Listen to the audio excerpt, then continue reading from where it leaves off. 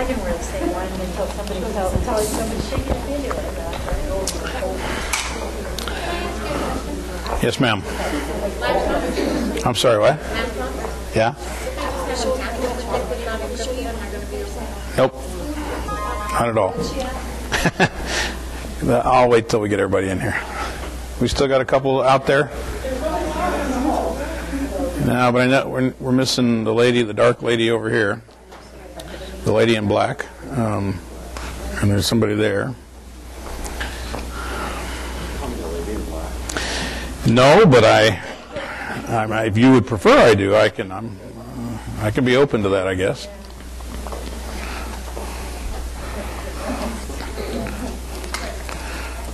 That's one of them.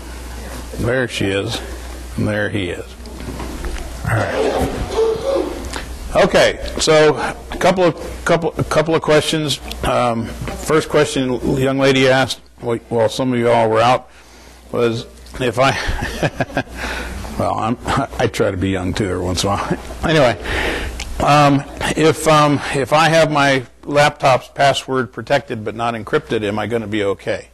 The answer is no, not at all. It does not meet safe harbor. If you lose one, you automatically have to notify. And OCR's position is that if a laptop has PHI on it and it is not encrypted, it is essentially what they consider now willful neglect.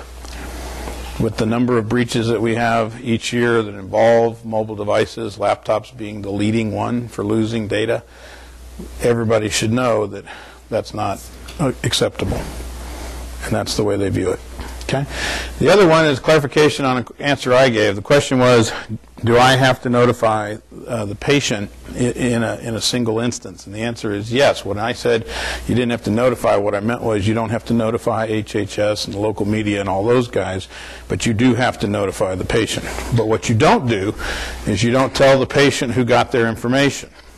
Right? You don't create a problem by solving a problem, right? And OCR does not expect you to do that. In fact, OCR has come out in writing and said you do not have to disclose to that individual who inadvertently received their information, right? And put that person at risk.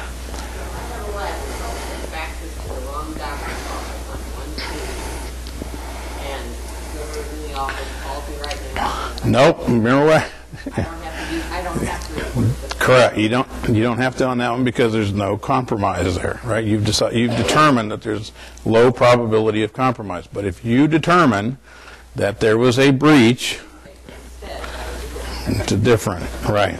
Okay. We don't want to be flooded with notifications for no reason. Absolutely. But if it went to a different patient, right, or some other individual outside the health system or outside the health community, that's a different story, right? Okay. All right. Let's talk about the OCR audits. As you've probably figured out by now, I do quite a bit of consulting and work with the Office for Civil Rights.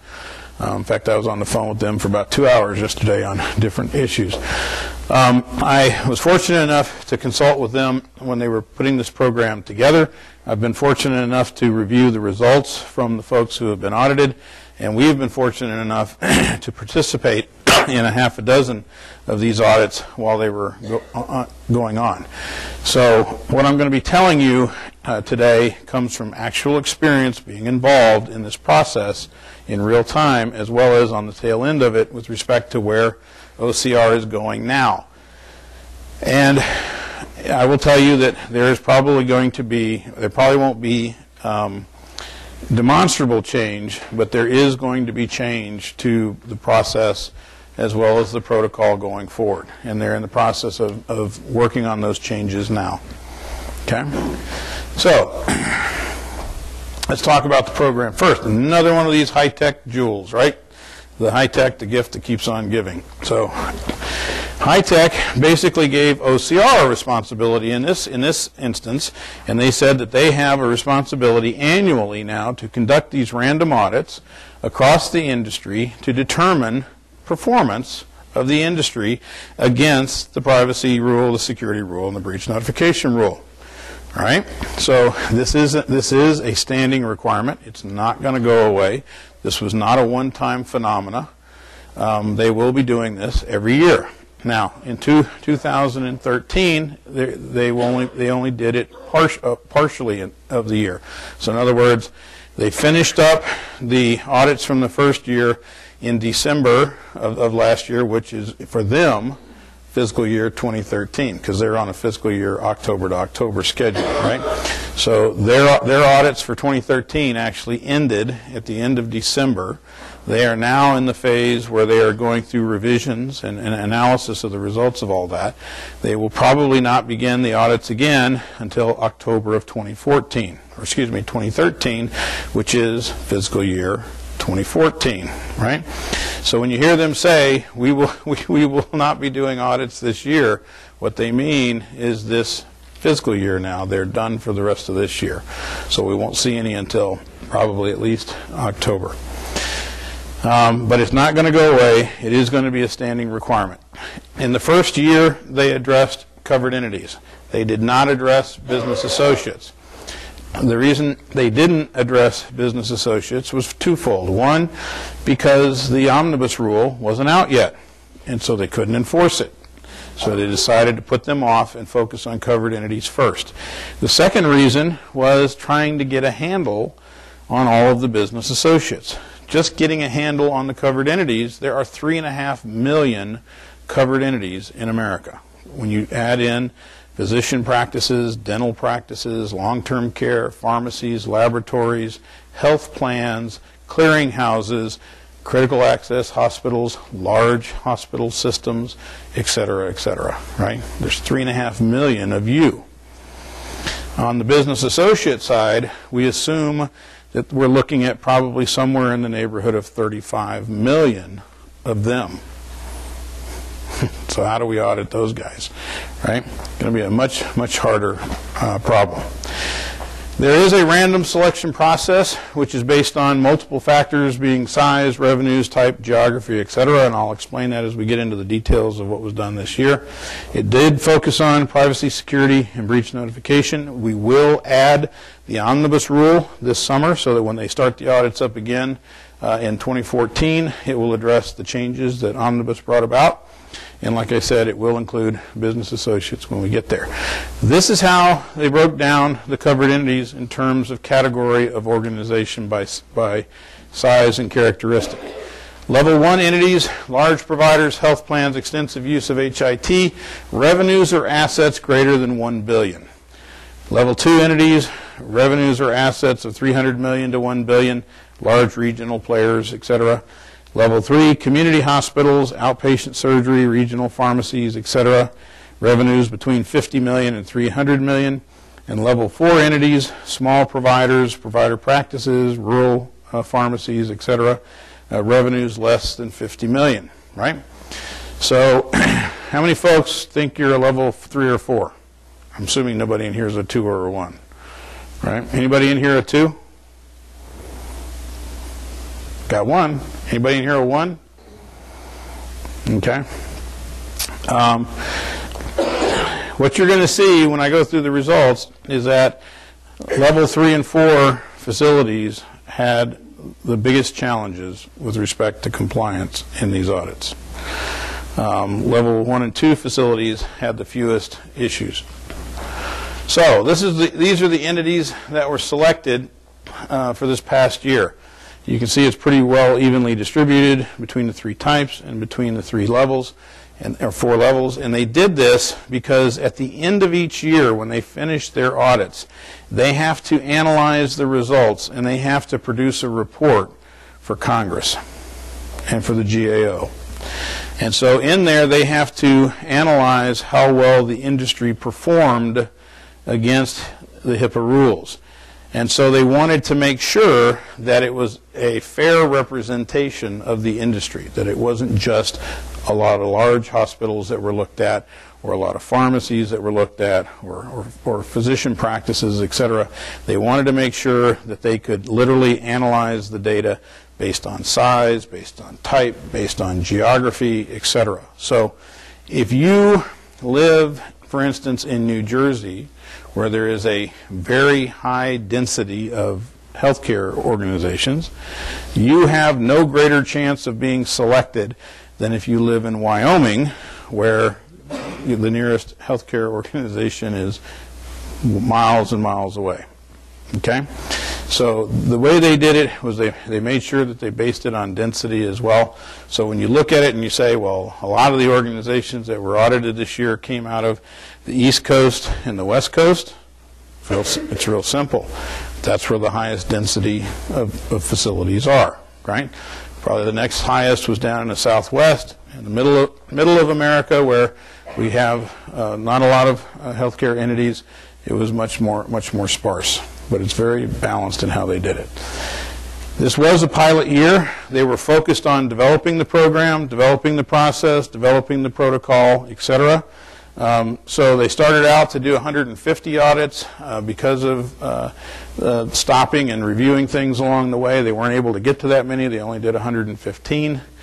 One of the things that they are doing now, based on some recommendations that several of us made at the summit a couple months ago, is that they are contacting everybody who was audited in the first year and asking for their feedback as part of the review process, right? So one of the things we recommended to them was, don't just listen to what KPMG tells you. Don't just listen to what PwC tells you from their analysis. Go talk to the folks who actually went through it and see what they have to say about the process as well. And I think there's some interesting lessons learned that have come out of that discussion. The process, the protocol, and the reporting have all changed multiple times, and they will continue to change. This is a dynamic program. Every element of this program is dynamic, and it is not static, right? So it is constantly changing, so you have to stay on top of it. Let's talk about the process. There are 6 steps. Starts with notification, goes to a document review. From there we have on-site field work. Then we have analysis and report writing. Then we have an opportunity to review the draft report and make responses. They finish their report. It goes to OCR for final disposition. When you get selected for one of these audits, you will receive a phone call. And that phone call will ask you who the senior person is in your organization and what their official mailing address is. They do that now to make sure that the letter actually gets to the right person, because we have literally, in fact, I was talking to one yesterday who was one of the first 20 who still to this day has not found the original letter that was sent to them. Right? They don't know where it went. Okay? So now they call and they confirm that information, and then they send the letter or the notification by registered mail. And that's real important. When that letter arrives and somebody receipts for that letter, that starts the clock ticking with respect to the audit.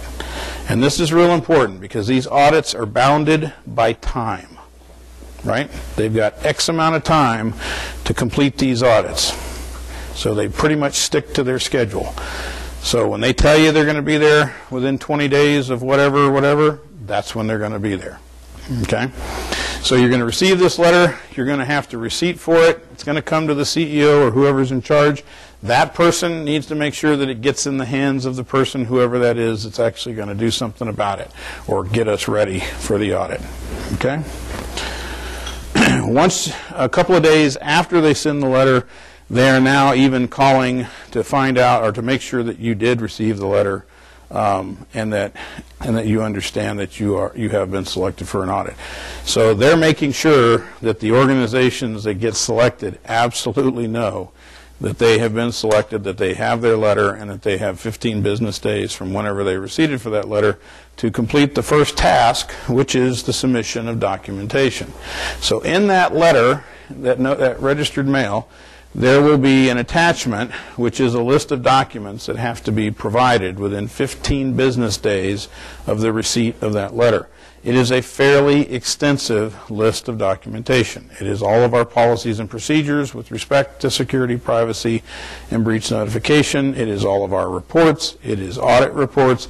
It is lists of systems that have PHI. It is network architectures and topologies. It is organization charts. It is list of key individuals. It is list of individuals who have been terminated in the last 12 months. It's list of individuals who have been joined in the last 12 months. It is training records. It is all kinds of information. What this means is that we need to really have our documentation squared away and organized and where we can easily retrieve it and provide it when we're requested, right? 15 business days actually becomes pretty short if we're not organized. There's a couple of important facts here. This is like taxes. Midnight of the 15th day, you're out of Schlitz. Doesn't count. You missed the boat, right? It has to be in the mail prior to that 15th business day, or midnight of that day, I should say. Okay? Also, you want to provide as much of that information as you have, but do not say that you do not have something if you can't find it. Now, there's a difference between I can't put my hands on it right now and I don't have it. If you don't have it, then go ahead and admit that you don't have it. Recognize that you're going to get a deficiency right away, and it's something you're going to have to address, right? But if you know you have it and you just can't find it for whatever reason within that period of time, you just be silent on it. You submit what you have. When they come on site, they will ask for the rest of the documentation that they didn't receive. If you have it by that time, then there's no foul. If you don't, then it becomes a finding, right? But if you say you don't have it when you submit your documentation in that 15th day, it's an automatic deficiency. They accept your admission that you don't have it, okay? Second thing is, you don't fabricate anything and you don't provide anything after the date of the audit. We had organizations who had policies sitting on CEOs' desks for months and couldn't get them signed, couldn't get them through this committee or that committee, couldn't get them approved. Dr. Benatz didn't like it. Who gives a crap? The bottom line is, when you get the letter, time is up. If that policy isn't implemented, when you get your letter, it's an automatic deficiency. It doesn't count. We had organizations who had signing parties the day they got their letter. I swear, one of the first hospitals we were at literally had 20 some odd policies that had been sitting on the CEO's desk for more than 6 months. The day he got the letter, he sat down and signed every one of those policies. When OCR came in, they took the policies that had been signed previously and they put them here. They took the policies that he signed that day and they put them here. And they said, these don't count. Give us the ones before these. And when there wasn't one before it, it was a deficiency. Okay? So if you've got that going on at your house, talk to your CEO and let them know that we need to get those things signed. We need to get those things implemented. Okay? Do not fabricate anything after the date of your audit. So for instance, if one of the things you know you're supposed to have is a risk assessment and you haven't done one, don't produce a report that you predate that the properties of the report tells us that you produced it after the date of the audit. That's called engaging in deceptive practice, right? And we've had organizations who, when asked for information, have produced information that was actually created right then, but that backdated to when they said it allegedly occurred. Okay? Don't do that. The auditors check the properties of every document you send them.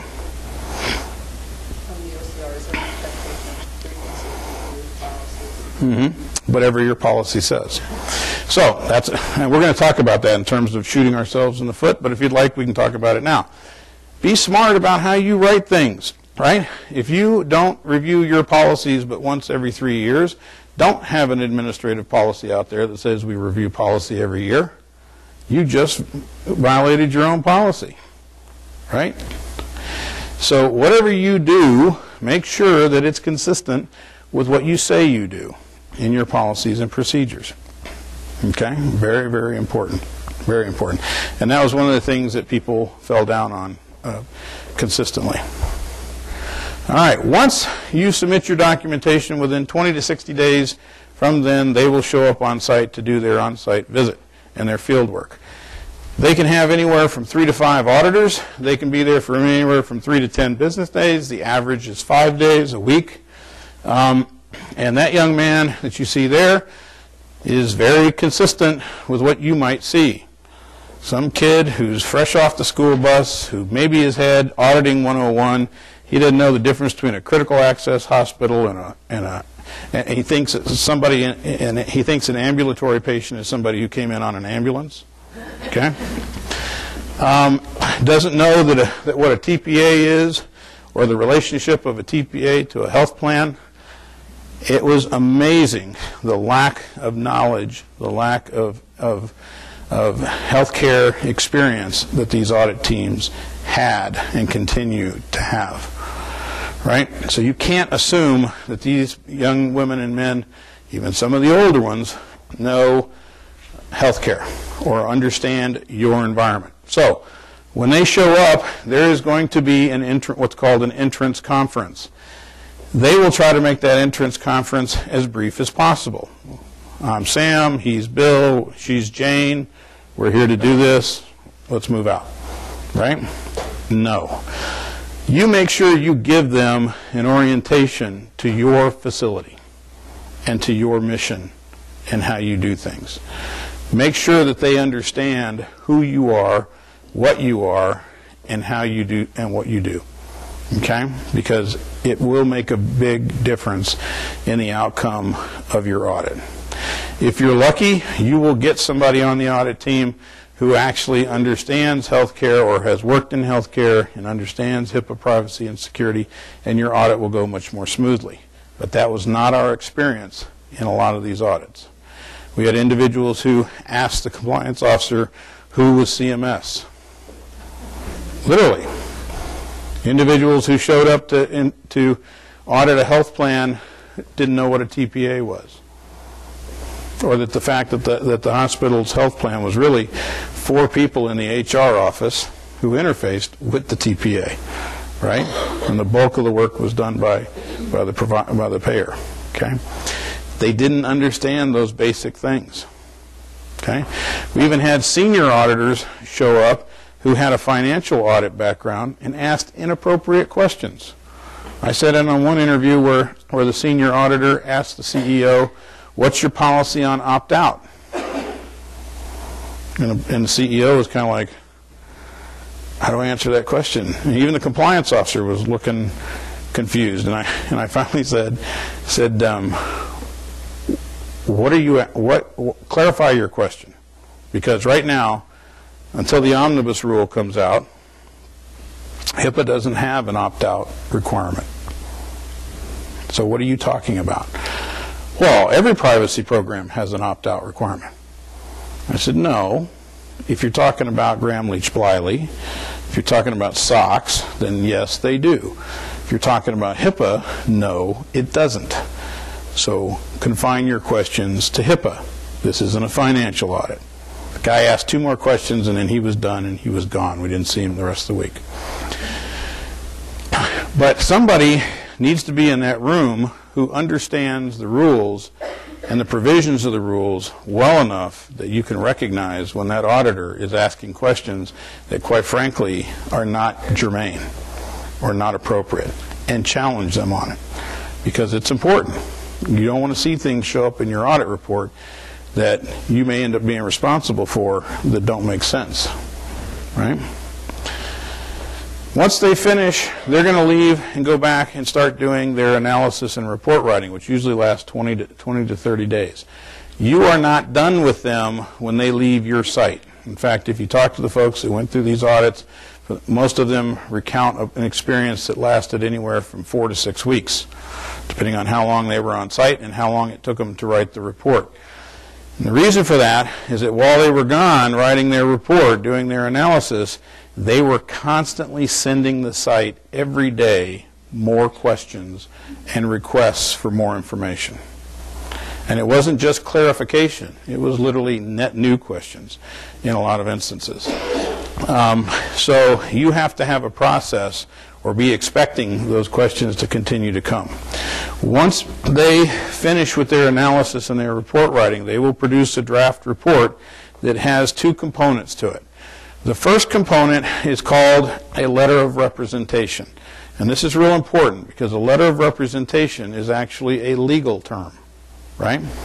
And there will be a series of statements in that letter of representation that they will ask you to sign that you agree to those statements. If those statements aren't accurate or you're not comfortable with them, you do not sign that letter. You challenge it. The reason I say that is because that is a letter that becomes part of your report that goes to the federal government, and it is an official record of your statement that you've agreed to those statements or that information that's in that letter. And the reason that's important is that later, if for some reason your audit goes to a follow-on action, right, that leads to enforcement, everything that you provided, everything answer that you gave is discoverable in that settlement process. So the last thing you want is to sign something that you're not comfortable with or that's not accurate. Okay? The second part of that report is a spreadsheet that is broken down into two categories. The first category is called findings. These are things that are considered absolute breaches, or not breaches, but deficiencies with one of the specifications in the rule. Okay? The other section is observations, and these are things that they believe are best practices that you ought to consider in your program. Now, OCR requires us to respond to both findings and observations, but they will only hold us responsible for findings from a compliance perspective. Okay? But what's important about this, when we get to the next phase, which is where we review those draft report and provide our responses, is that first of all, we look at those findings and those observations and determine whether or not we agree with them. And again, if we don't agree, you challenge it. You don't accept it. If you do agree, then you need to focus on your response, which should address remediation, meaning what are you going to do about it? Okay? Now, this is real important, and this is where you need legal counsel, if you have it, involved in the process. Right? The reason I say that is because, again, this is your official response back to the federal government with respect to the findings of your audit. And you are going to make certain commitments in your responses to what you're going to do in terms of remediating those items. So those responses need to be accurate. They need to be reasonable in terms of what you actually can do. And your organization needs to understand that they need to make a commitment to do whatever they put in that report, because you can be held accountable to those answers. At the end of the audit process, when the report goes to OCR for final disposition, they will look at your responses and determine whether or not they accept them or not. And if they do, you'll get another report from them that says, thank you very much for playing. We look forward to your remediation, and we reserve the right to reinspect. Okay? If, however, they're not happy with your responses, or they're not happy with your performance or some aspect of it, you may get a very different letter that says, thank you very much for playing, but you're not done. Now we're referring your case to one of our local field offices. They will contact you to open an investigation. So 12 of the folks that went through the process last year ended up in that category. Every single one of them ended up there for reasons of willful neglect or negligence, not because they had findings. Everybody has findings. Okay. Let's talk about the protocol real quick. The reason I want to talk about the protocol is a lot of people are using the protocol, and I want you to understand how to use this protocol correctly. This protocol was developed as a guide for the audit process. It does not dictate the audit process. The auditors are not required to follow the protocol verbatim. They are also not required to ask everything that's in the protocol. In fact, they can come in and just do a security review. They can just do a privacy review or a breach notification review, or they can look across the board. Their audits are bounded by time, not the protocol. So they're going to be there for 5 days, or they're going to be there for 10 days, and whatever they can do within that time period is what they're going to do. So they may get to a third of it, they may get to half of it, whatever it is, that's what they're going to do. It's not about every question that's in the protocol. So, as they used to tell you in college, right, you can't just study for certain test questions, you got to study for all the test questions, right, because you don't know which ones are going to get asked. Number two, I don't know why they did this. It makes no sense to me, but I guess it made sense to somebody. Procedure can be replaced with the word specification. If you've looked at the protocol, you know that the procedures are the actual specifications in the rules, right? In fact, when you look at them, and this is one example, access control, right, which is an example of audit procedure, that is the actual language right out of the security rule.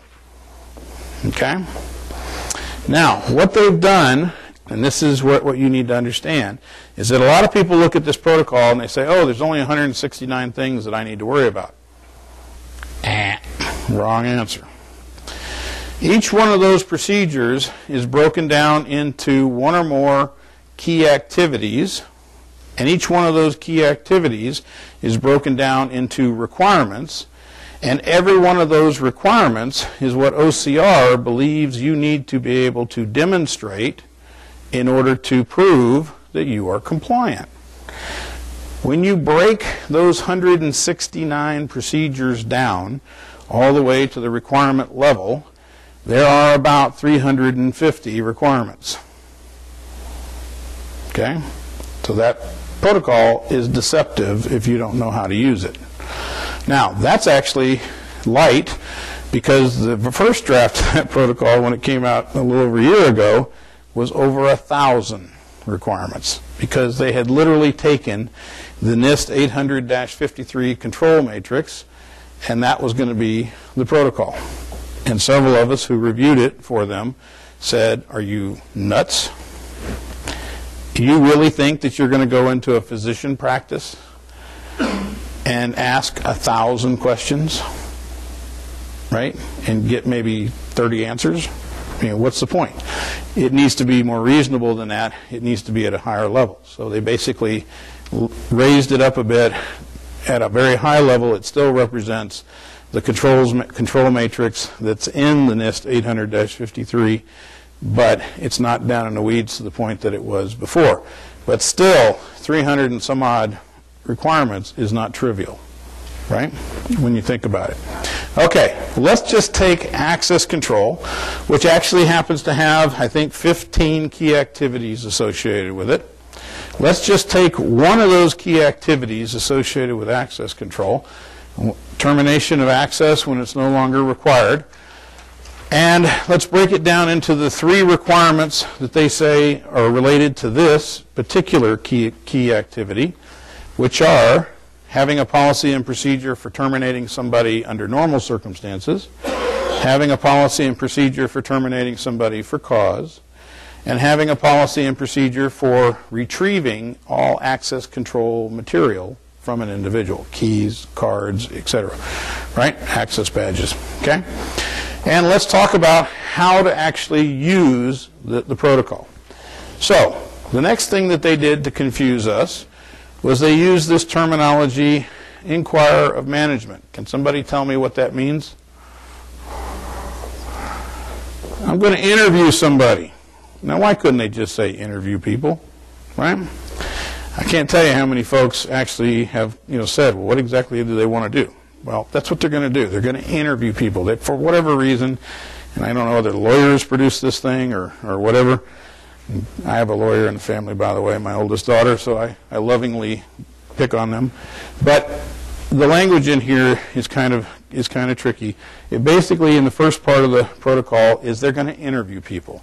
And they're going to interview everybody who is involved in that process, to include management.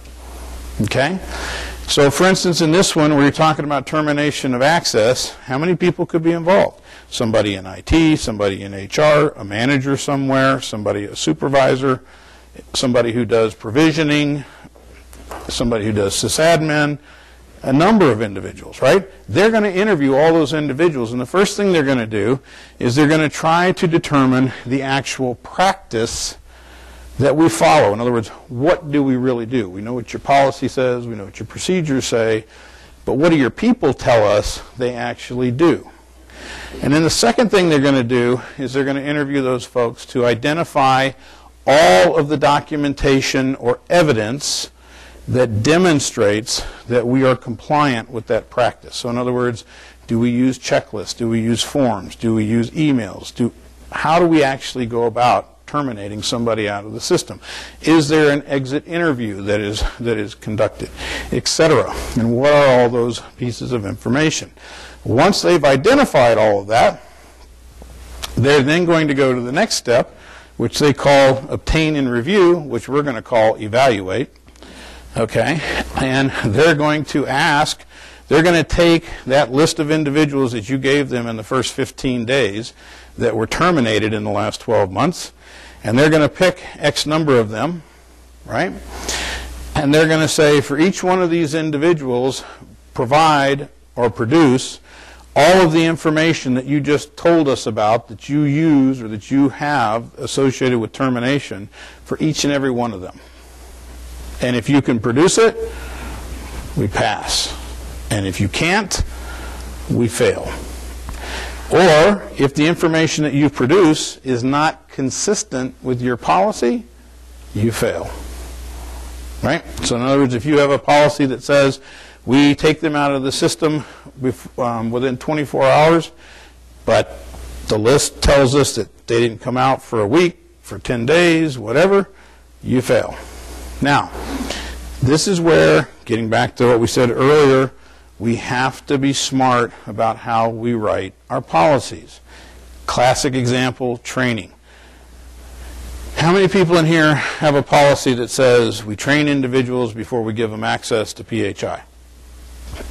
Anybody have that? Thank God. Okay? Because that's not what HIPAA says. HIPAA says we give people training within a reasonable period of time from granting them access. Meaning, if we need a nurse on the floor, we put a nurse on the floor, and then we get her training as soon as possible. But we don't make her wait for that training if we need her. Okay? That's what HIPAA allows. If we write a policy that says you get trained before you get given access, and then they ask for that list of individuals who were added and what their training dates were, and any of those training dates are after when they were given access, what did you just do? You just shot yourself in the foot, right? You just ended up with a deficiency because you weren't consistent with your policy. Okay? So don't write your policies more restrictive than what the rule requires unless you're actually going to enforce it to that level. That's simple. The last thing they're going to do is that if a procedure is addressable, as access control is, right, they're going to look for any document. If you have any other procedures that are different than what your base procedure is, right? So you have waivers of some sort for other parts of the organization. They're going to ask for documentation around that waiver and that alternate policy and the rationale for why that's reasonable and appropriate. And I will tell you that there were 3 areas where people fell down in the audits. The first one was they didn't have policies and procedures documented. The second one was the actual practices on the floor were different than what the policies and procedures said. And the third one was that they could not produce the documentation when requested. Okay, so if you're going to use that protocol, understand how it's put together. Inquire of management means interview, so you need to interview various folks in your organization to help them understand that. Obtain and review means to evaluate those practices, and then review the evidence means to actually connect the dots in terms of what we're actually doing. And then last but not least, if it's an addressable standard, if there's any deviations from it. That's how we use the protocol. That's one reason why they cannot get through the entire protocol in a 5-day audit. There's just way too much there for them to do. So they pick and choose what they're going to address. All right, let's look at the outcomes from those 115 this last year. This group over here are rock stars. These are individuals who didn't have any findings. Believe it or not, there were 13 of those. Did exceedingly well. As you notice, not too many providers in that space. The 3 in the middle, 3 columns in the middle here is pretty much everybody else who had any number of findings, anywhere from 1 to 5 to up to 20. And then the guys down there on the end were the folks who were, for the most part, unprepared and had numbers well over 20. Those are the folks who also are subject to further investigation. When you look at it from a breakdown by rule, 60% of the findings were in security, 30% were in privacy, and 10% were in breach notification, which is interesting because less than 30% of the protocol is in security. By level, in terms of level of organization, remember I told you before level 3 and level 4 organizations fared the worst in these audits. You can see purple is level 4, level 3 is the green. Essentially what you had is 60% of the findings were in the level 3, level 4 facilities, right? The larger institutions were pretty much evenly distributed. When you look at it by type, in terms of type of organization, be it provider, health plan, or clearinghouse, again, the provider space had 65% of the findings. So what you had was providers had 65% of the total findings, 60% of those were in security, and 60% of those were in the smallest entities. Right. When you looked at the privacy findings by type, it was a little different pie look than we have on the security side. We had some areas that stood out in terms of personal representative, deceased individuals, where's it at? Minimal necessary, etc. The blue up there was business associates. Most of the problems that we saw on the privacy side were in the authorization area. Either we didn't get authorization, or we didn't provide the documentation, or we didn't retain the documentation or create the documentation for disclosures. When you looked at it by function on the privacy side, you see training, complaints, and sanctions are pretty even. The biggest part of this pie, almost half of it, was in policies and procedures. And what it really came down to was not that there weren't policies and procedures, because every single organization had a set of privacy policies and procedures. We weren't following those policies and procedures. And in the smaller institutions, we heard way too often, well, but I knew her, so I didn't document it. I don't care if you grew up with her. You document it. Okay? I don't care if you dated the same guy. You document it. I don't care how well you know each other. You document it. When it comes to a government audit, you document it. That's all they care about at the end of the day, is their documentation. Right? They don't recognize differences in size of organizations. On the security front, the pie, as you see, is fairly well distributed. Risk assessment, the problem with risk assessments, there were 3. First one was that organizations weren't doing them frequently enough or weren't doing them. The second one was that they weren't doing them thoroughly. They weren't following the process that OCR has recommended, that 9-step process that's defined in the NIST 800-30. And the last one was that the outcomes of the risk analysis didn't inform the rest of the program. In other words, organizations did a risk assessment, threw the report up on the shelf, and it collected dust, and they either didn't do the remediation or you couldn't see any correlation between the results or the outcomes of that risk assessment and what they'd done in the rest of their program. Risk assessment is a dynamic requirement. It is not just doing one and checking off the box. It informs the rest of your program.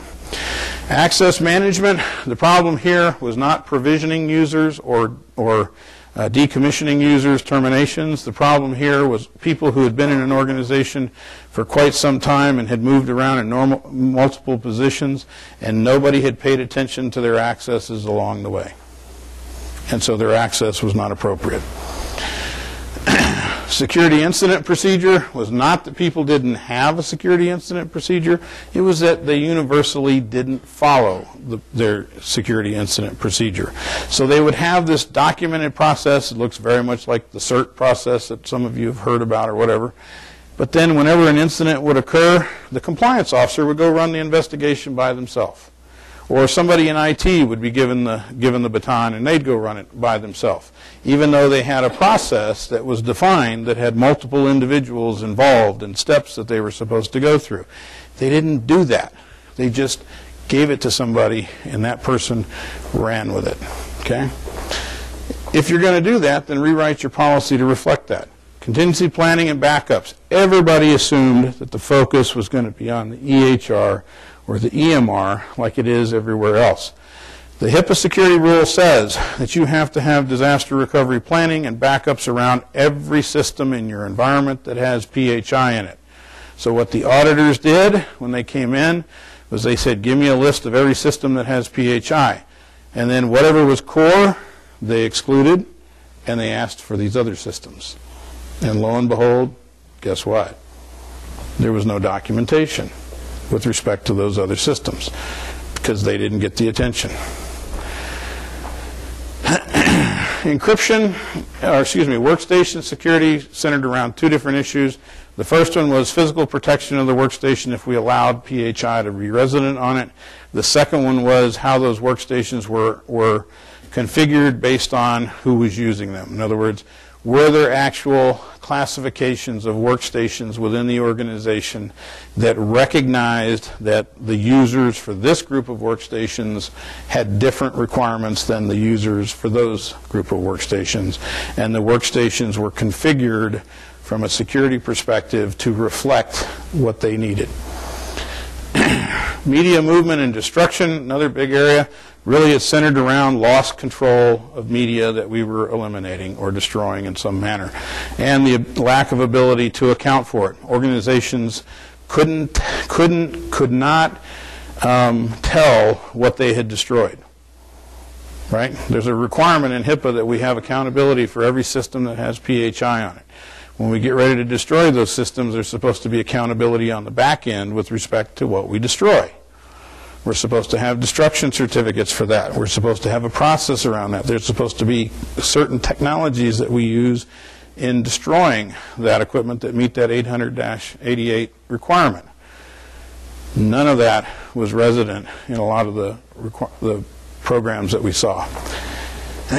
Encryption under the pilot year really only dealt with encryption of laptops and encryption of email. Under the next iteration of these audits, it will be broader than that. It will look at encryption of data at rest. It will look at encryption of data in motion and at data at the transport layer. So in other words, it'll look at web applications, right? ASP variety type apps and how we interface with those. It will look at things like email and FTP. It'll look at texting. It'll look at all those things that are going on out there. It'll look at mobile devices. And it will look at how we are encrypting data that is resident on a device, whether it's a desktop, a laptop, a thumb drive, a disk, a tape, you name it. Audit controls and monitoring. basically organizations fell into one of two categories. Those organizations that are still trying to do this in a manual way, and they failed universally, and those organizations that are doing it using automated tools, and they failed universally. This was the highest number of findings throughout the audit program. And the reason for that was because most of our audit programs in healthcare today are still reactionary as opposed to proactive. They are still very narrowly focused on certain types of incidents or certain types of patients or certain types of individuals of the user community as opposed to being broad-based. They tend to not be documented in terms of an overall audit plan with respect to our systems, and there tends to be a lot of our system environment that is left out of the audit plan. With respect to those organizations that used an automated tool, the reason most of them failed was even though they had systems that could actually automate that process for them and could look at, say, 200 plus different auditable scenarios, in most cases, they were using less than 5% of the capability of those tools. And when they were asked why they weren't using this tool that they had spent all this money on, they were given two answers. The first one is the front office told us to turn it off because we were finding too much stuff and they didn't want to deal with it. That did not go over well with the auditors, especially with OCR. The second answer was we didn't have or we don't have the resources to handle what the system can tell us because we thought we had just a few people looking at their record, but when we turned it on, we found out that we have a lot of people looking at their record. We have a lot of people looking at their neighbor's record or whatever the category was. And we had to treat those as incidents. And compliance said, shut that sucker down. Okay?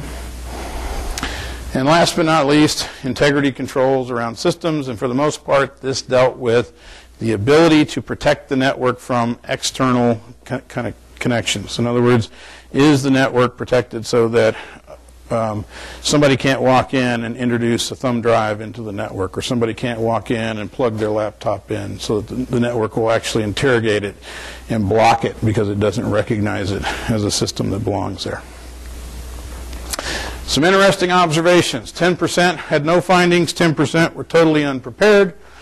Security accounted for the majority of the findings. Providers had the greatest proportion. The smallest of our entities had the toughest time. This was an interesting one. We have both required and addressable standards in HIPAA. Those organizations that approached every requirement as a required requirement fared better than those organizations that tried to be creative with the addressable standards. In fact, in almost every instance, those organizations that came up with an alternative method of addressing something rather than just doing it failed because it didn't meet the reasonable or appropriateness test by the auditors. So, and that's one of the, and I've run into this several times as well. And I tell compliance officers this a lot, and I tell security and privacy officers this. You need to step outside of your organization and look back in at what you're doing and ask the question, if I didn't work there, would I think that's reasonable? What's reasonable to you doesn't matter, because what's reasonable to you is only reasonable until the auditor comes through the door or OCR reviews it. And then what matters is what's reasonable to them. What's reasonable to them is based on what we call the standard of care. Does everybody understand what I mean when I say standard of care? What I mean by that is, like for instance, email encryption. The standard of care is that you encrypt your mail, because email and the internet are not trusted environments, right? And more than 80% of healthcare entities today encrypt their mail. That's the standard of care, right? So when you don't encrypt your mail, basically what OCR, the way OCR looks at that is, one, there's a requirement to do that, and two, 8 out of 10 organizations are doing it, so you are clearly in the minority. It's not reasonable what you're doing, okay?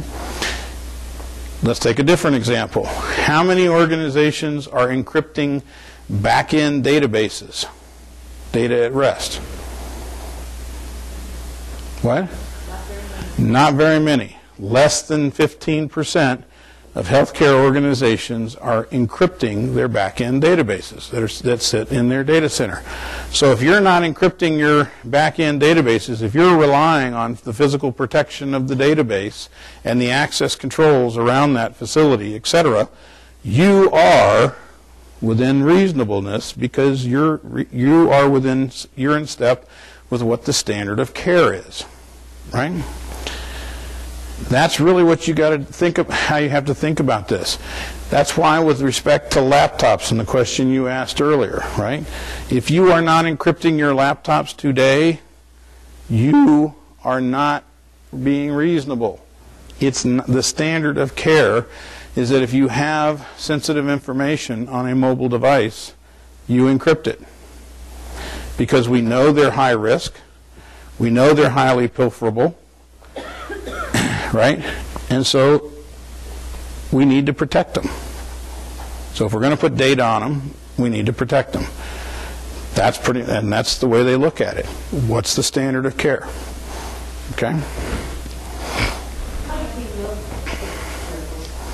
Pardon me? How would we know what the standard of care is? Well, there's lots of sources out there that you can look at for that information. There's reports that are published by HIMSS. There's reports that are published by organizations like Ponymon and other folks that do surveys and studies and whatnot. And they'll tell you, 65% of hospitals are doing X, and da-da-da-da-da, right? Now, it's not, and when I say the standard of care is what they use, they do, but there are some exceptions to that where even if the standard of care is lower than what's acceptable, they still expect what's acceptable, right? If it's a required standard. If it's an addressable standard, they tend to be more lenient in their interpretation based on those standards. With required specifications, there is no leeway. Okay. Most common excuse heard for noncompliance: unaware of the requirement, which I told you earlier. Lack of application of sufficient research. We had folks in these audits who actually told the auditors point blank, the front office doesn't support the program. I was like, well, that's honest. Okay. The front office doesn't support the program, right? Our doctors won't let us encrypt or whatever. And those comments showed, ended up in the reports, which went to OCR. How do you think OCR interprets that?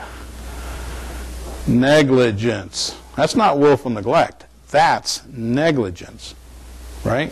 Because management has a responsibility to make sure that we're compliant. And when they decide openly not to, they're being negligent. Yes, sir. You stuck your hand up. Oh, you were waving? Oh, you did. Somebody over here did.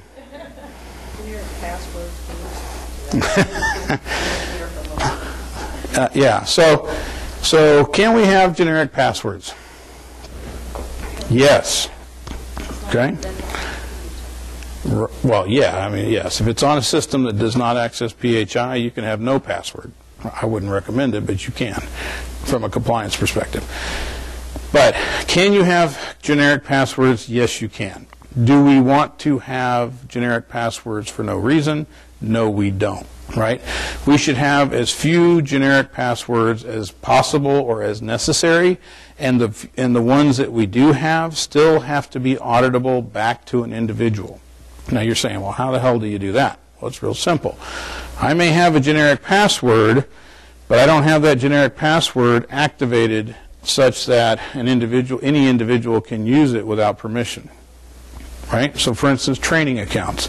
Somebody might want to have training accounts on the EMR, right, for new employees.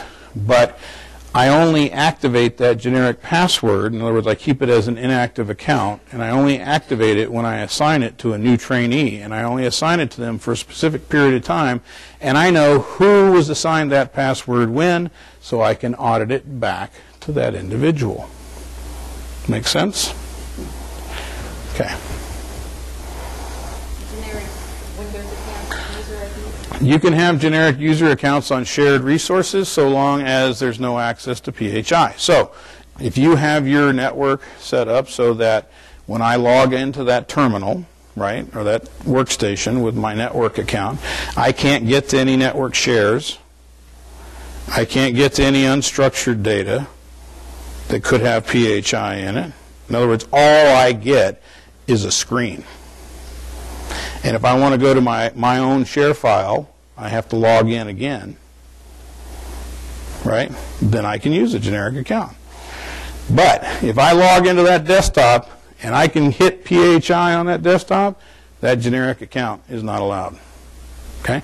That's really what the crux of it is can that generic account allow anonymous access to PHI? If it doesn't, you can use it. If it does, you cannot use it or should not use it. Okay?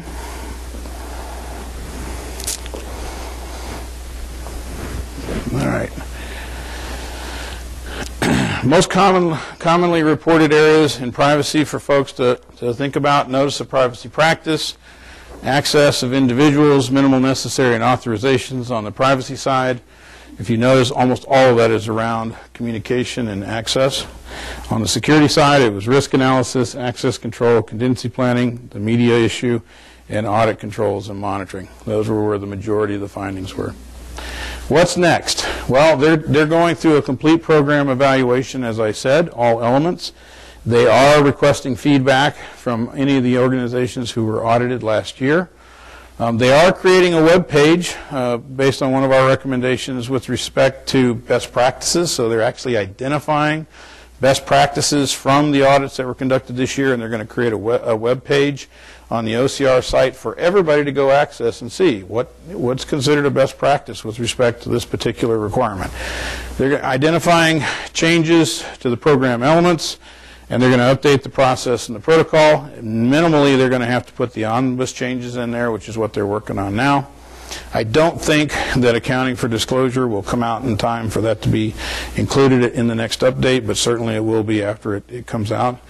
One of the other requirements that they have as an organization is that they have to take the lessons learned from these audits and identify areas where the federal government can develop services or support for organizations to do better or to help their compliance. And so we'll have to see how that plays out. My guess is that a lot of this will go through the ONC system and through the RECs and those kinds of organizations, assuming those things survive. And last but not least, determine where follow-up is appropriate. And as I said, they've already identified the 12 organizations that they're referring for further investigation. It's lunchtime, unless there's a question. And we can ask questions at lunch, too. Any questions real quick? Nope, we're all excited now? All right.